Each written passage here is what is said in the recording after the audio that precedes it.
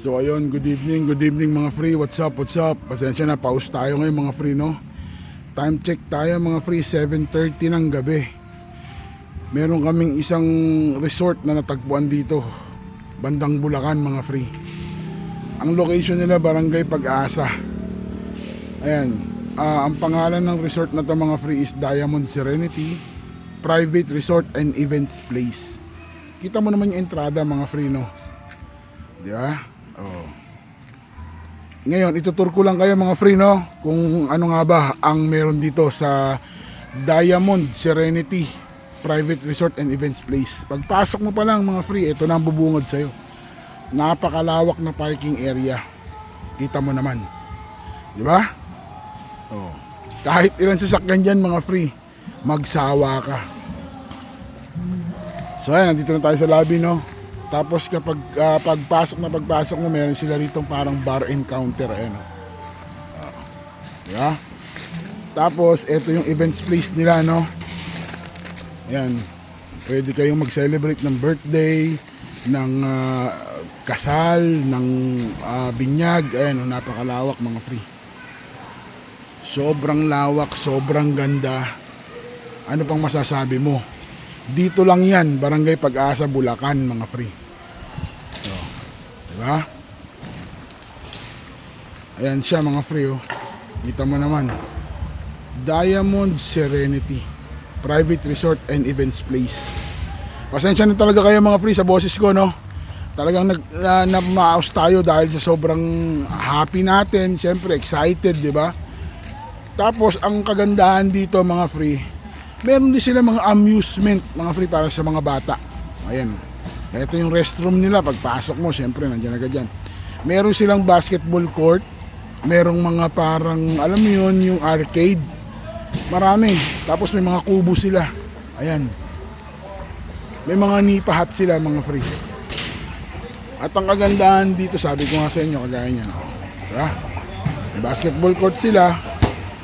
Tapos meron silang, ayan, oh, yung mga arcade na ganyan mga free. Ayan, di ba? May bilyaran din mga free, kasama na yan. Ito yung nipahat nila, oh. Pag inarkila mo tong Diamond Serenity, kasama na to mga free.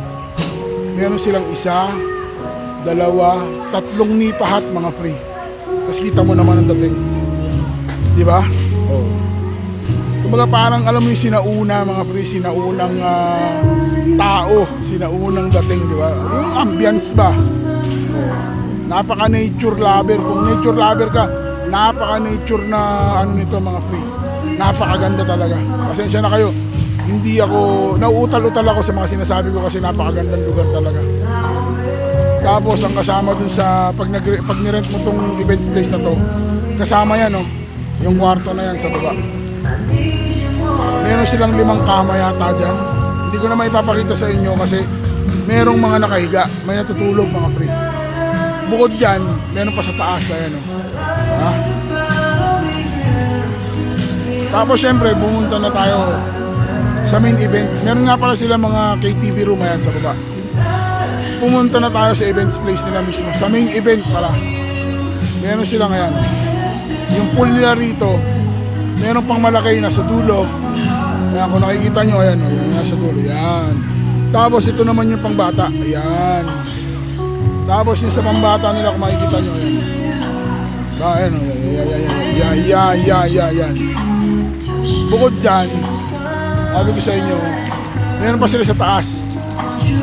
Meron pa silang parang events place doon. Tapos yung nakikita nyo, ito, makita ko sa inyo.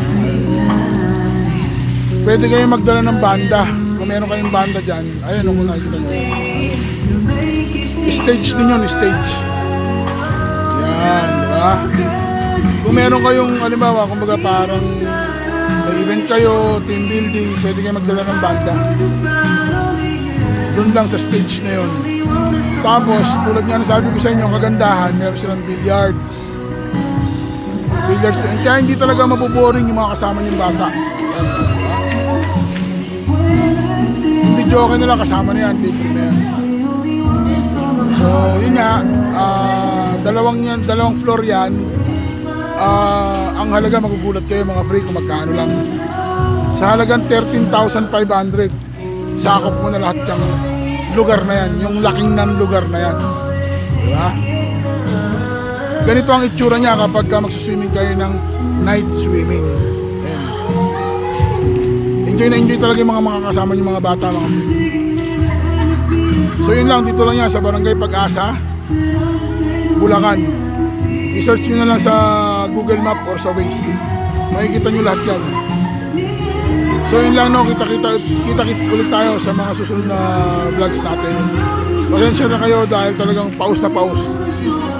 Siyempre napainom tayo ng malamig na Alfonso na may soft drinks. So, di ba?